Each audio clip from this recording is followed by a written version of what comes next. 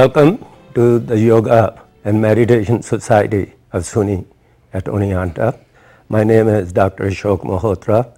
I'm the chair of the philosophy department as well as the chair of the Yoga Society. The Yoga Society invites speakers once a month, and these speakers come from all over the world. These are scholars, practitioners of the contemplative practice in their various traditions. Today we have Dr. Henry Rosemont, who will be talking to us. We're going to have a nice conversation, fun conversation.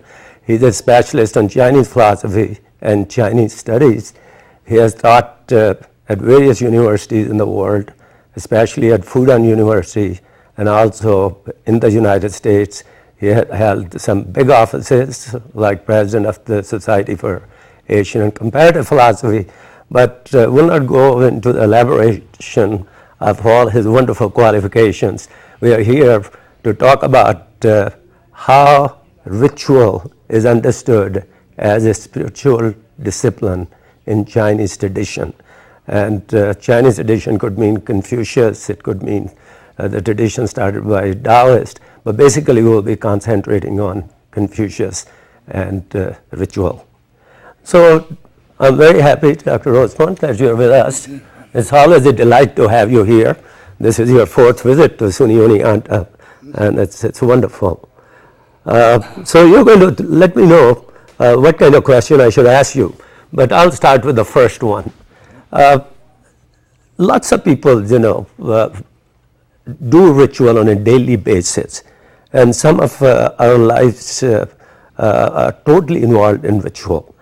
But what does actually ritual mean? And then how is it connected to what we call spirituality?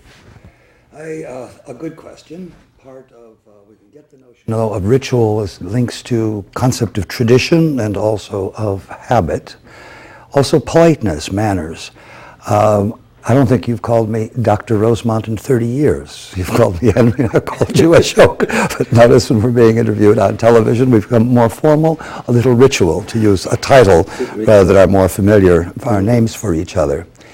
The series that you're doing on contemplative practices as spiritual disciplines sounds like talking about rituals would be a little out of place.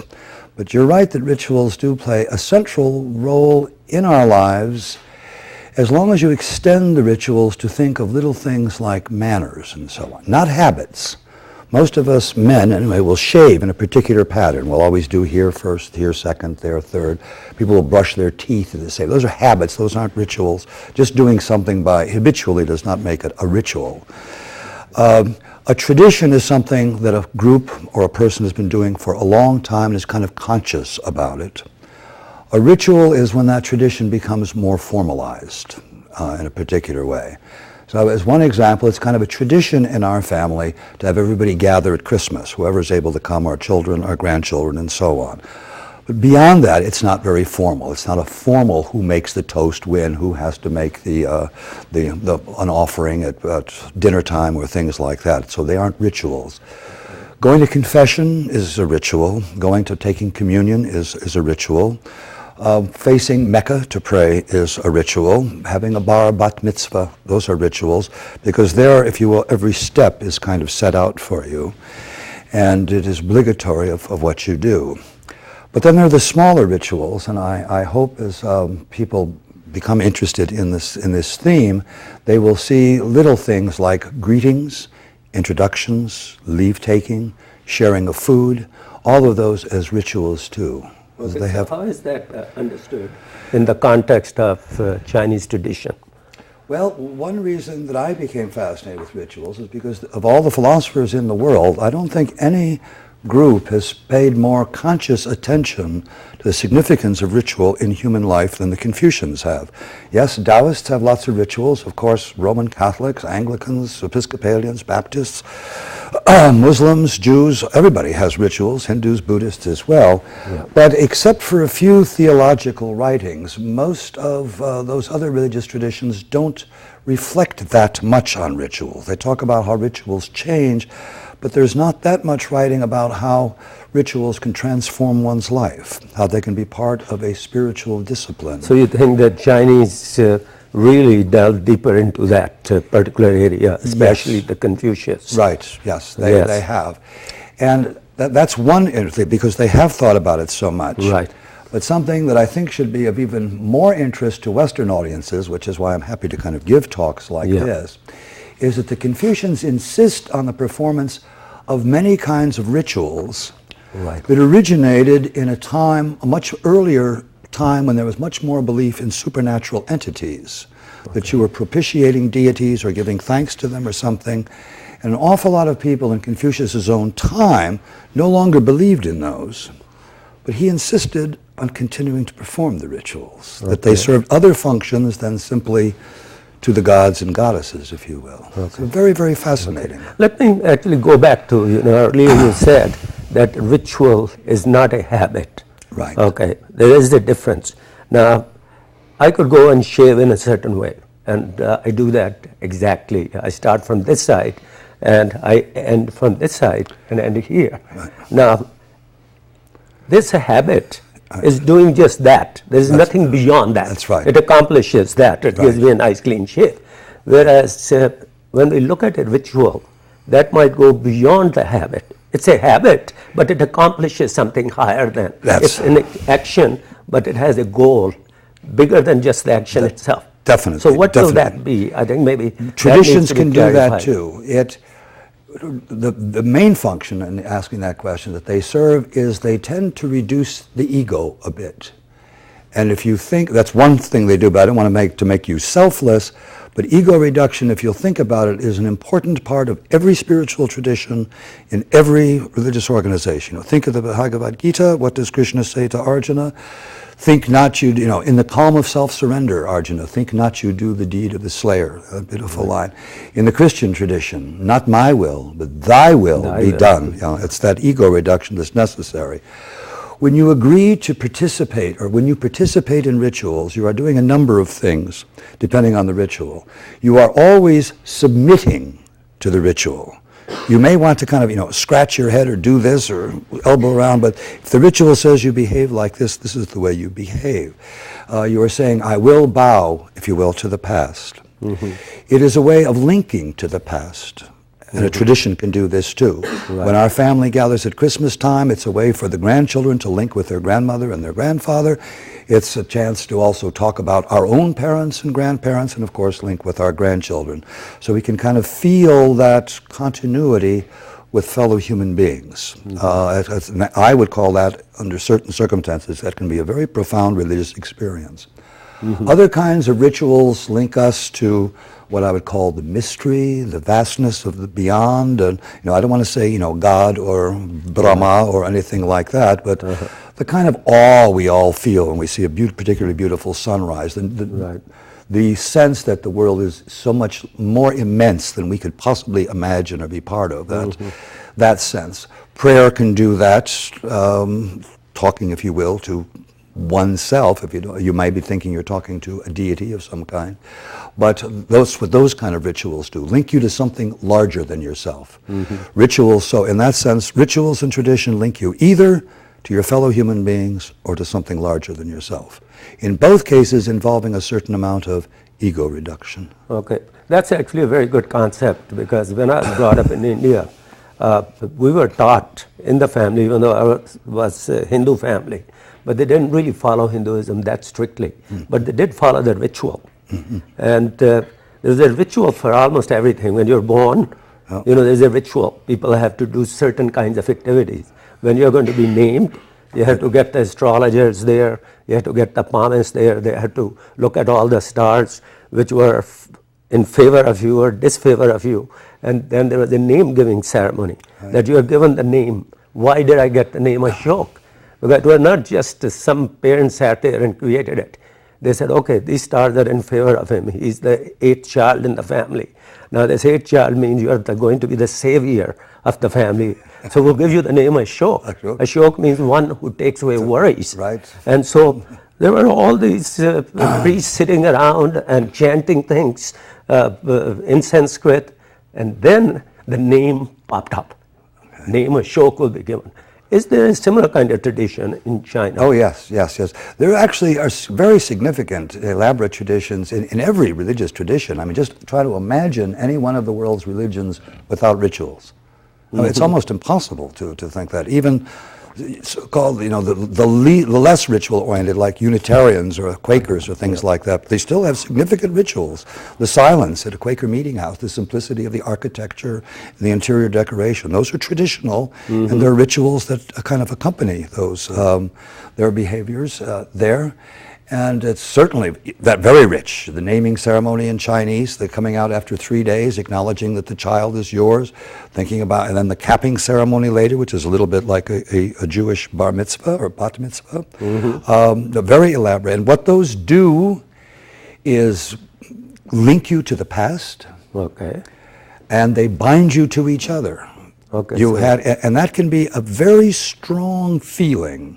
That sense that I am, and this is very Chinese. Right. To the Chinese, I would not simply say, I am Henry Rosemont, this is who. What I would say is, I'm the son of Henry Rosemont Sr. and Sally Rosemont. I am the husband of Joanne Rosemont. I'm the father of, and I would name my daughters. I'm the teacher of, I'm the student of, all these roles. And part of the spiritual discipline and participation in rituals is coming to feel more bound with these people through the various ways that I respond to them and with them. There's nothing mysterious here. You don't have to think about, you know, anything metaphysical or theological. It's just learning to cultivate so that you contribute to the creation of a dignified person out there, and they contribute to your personhood, to your achieving, you know, very simply. Very, very interesting. You know, what you're mentioning here, that in the West, we have emphasized individuality to such a point that I am Ashok Malhotra. I'm brought up, I have my own room in the house, my own toys, my own bicycle. That's the way we inculcate that individuality. Right. So there comes a time when I become an adult, I want to have my own home away from everybody. I put a barrier around it, a fence around it, so that people will not come in. Dogs, cats will not come in. So that, in the long run, creates what we call alienation, estrangement. Not only from the society, even from my own family. People have to call me up before they appear in my house. And if they show up, I say, sorry, I'm busy. Now, when you said that you're not just a Henry Rosemont, you're the son of Henry Rosemont, son of this mother, grandchild of such and such, and you're connected to all the other people. You are connected to them like my finger is connected to my hand, hand to the arm, and arm to the rest of the body. It's an organic whole. You're part of the organic whole. So you are not really alienated. So some people are called ritual as an antidote to alienation. Yeah, How would you comment on that? In many respects, that's entirely true. But going back to what you said, you were raised and you had your own toys in your own room and so on. And then, as we know well, what that leads to by the time you get to college, you have an identity crisis. Who am I? What's the real me? Who's the real me? And Confucius will say, well, you know, given that you are Jane Smith, you're obviously the daughter of Mr. and Mrs. Smith, you're the roommate of so-and-so, you're the student. And they're going to say, no, I don't mean that, I mean the real me. And of course Confucius is going to say, no wonder it's a crisis. You're throwing away everything that could possibly count as an answer to your question. That's it. This is who you are. You know, your hopes, your fears, your dreams, where do they come from? They come from your family, they come from your neighbors, they come from your teachers, they come from your friends. So will you say that, just following that trend of thought, that in the West, you know, the goal is to help the person develop this special individuality, this identity, and we try our best from the very beginning to cater to that, egoism and identity. But when you said students come to college, they go through identity crisis. So actually, whatever we are doing to build that identity almost denies it at the end. So it's like self-destructive kind of course we are on. Almost. Yeah. See, now, it's an interesting philosophical question of whether, obviously, in one sense, we are all individual, unique person. When I refer to I, I'm referring to something. Right. On the other hand, it's clear we are also social beings. And so the question is really, which one are we more fundamentally? Which one do we more think of ourselves as? And it's a very important question because for each one, the more we think of ourselves as simply consuming individual atoms, Right. the more we'll become such. You know, the more you think, here am I, alone and afraid, in a world I never made. It's from a couple of lines of the poet A.E. Housman. Yeah. Then that's the way we will come to feel. But the other sense of having a sense of belonging, I know in a sense who I am. I'm Joanne's husband. I'm Ashok's friend. I'm the teacher of so-and-so, the student of so-and-so. That can be very, very strong. And rituals surround all of those things, go with them. Some very great, some very small. Just think of what I tell my students often, try to remember the first time you stayed at a friend's house for a sleepover. And you sat down to the dinner table, and you were very nervous at first. You know, does the father say grace, or does the mother say grace? Nobody say grace. Right. Do I help myself, or do I wait for the mother to serve me? Can I have second, helpings? Well, at home, we serve ourselves. So I reach for the mashed potatoes, then I hear over here, our bless thee, Father, for the you goofed, things like that. Right. But by the third or fourth time you stayed over at that friend's house, you knew the rituals. The dining rituals, and they're very small little things, but they do they define that family, your family. And so I say the third or fourth time I tell the students, you stayed over there, you felt at home. And what did that mean, translate? It means you knew the rituals of that family and felt comfortable there. You weren't self-conscious.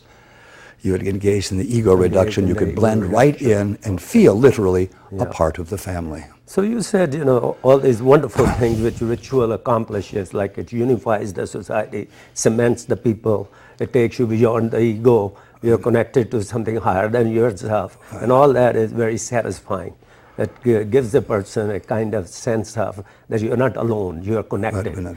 Now, how will the Chinese society look at some of the philosophies which came out in the West, like existentialism, or philosophy which is embedded in the literature of Samuel Beckett, talking about absurdity, talking about negation, talking about nothingness, talking about nausea of existence. How will they actually look at it if we have to compare the two?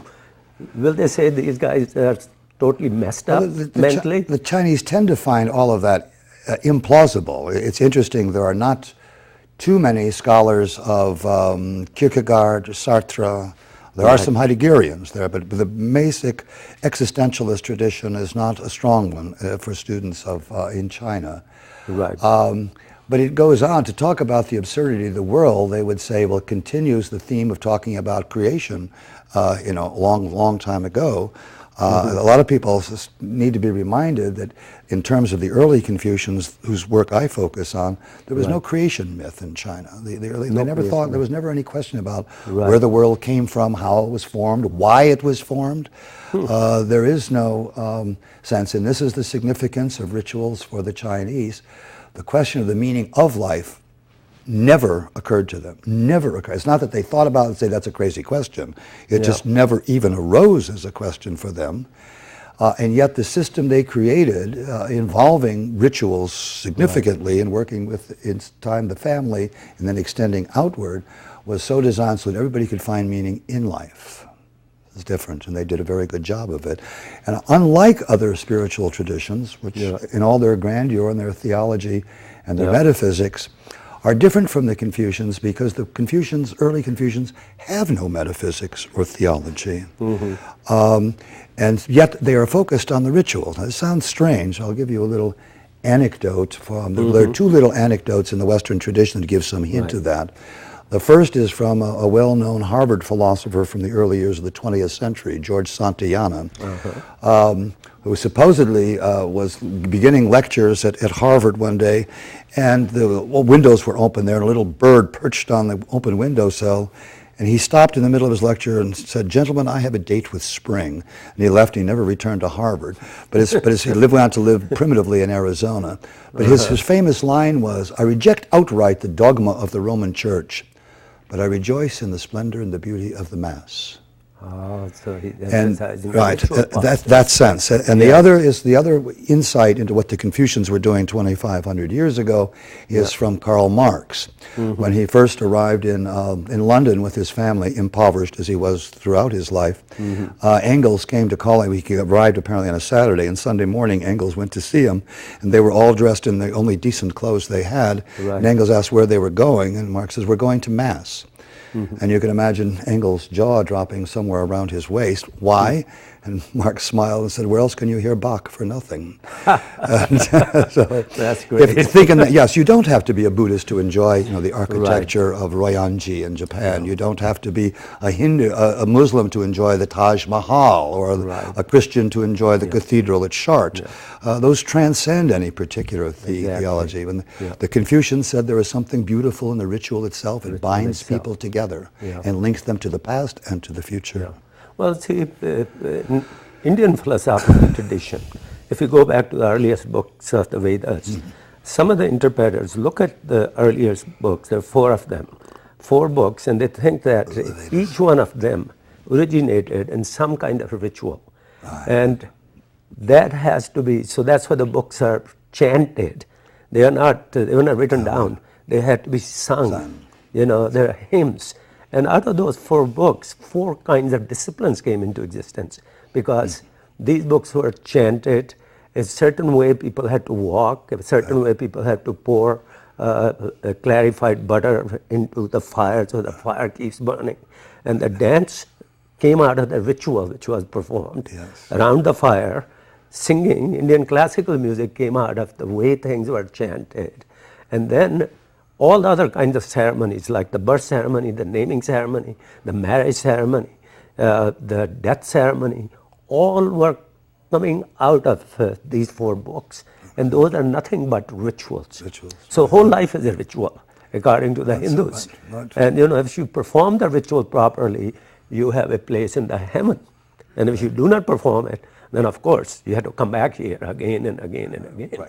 So is there something similar to it? Because that's what the meaning of life is, performing the ritual the proper way. In China, it's less that you will be reborn as an ant if you don't do things right. But it is that your ancestors will become angry and can cause you some trouble. And that, so you have to keep the spirits well fed and perform the sacrifices and the rituals. But part of that, the rituals also are ways of continuing to be linked to the past and to keep the memory of the ancestors alive. The ancestor veneration is probably stronger in China than anywhere else, with due respect to the Indian heritage. The ancestor veneration is just overwhelming in China. There are a lot of purification rituals and these are recorded in text 2,400 years old, that you go through before preparing for an ancestral sacrifice, and so that you will be able to see in your mind's eye the ancestors, hear their voices and bring them back to life, if you will, which can be very powerful.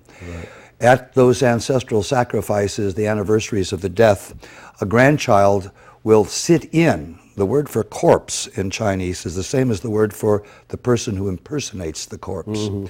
And so that when that person is speaking, it's speaking as the ancestor.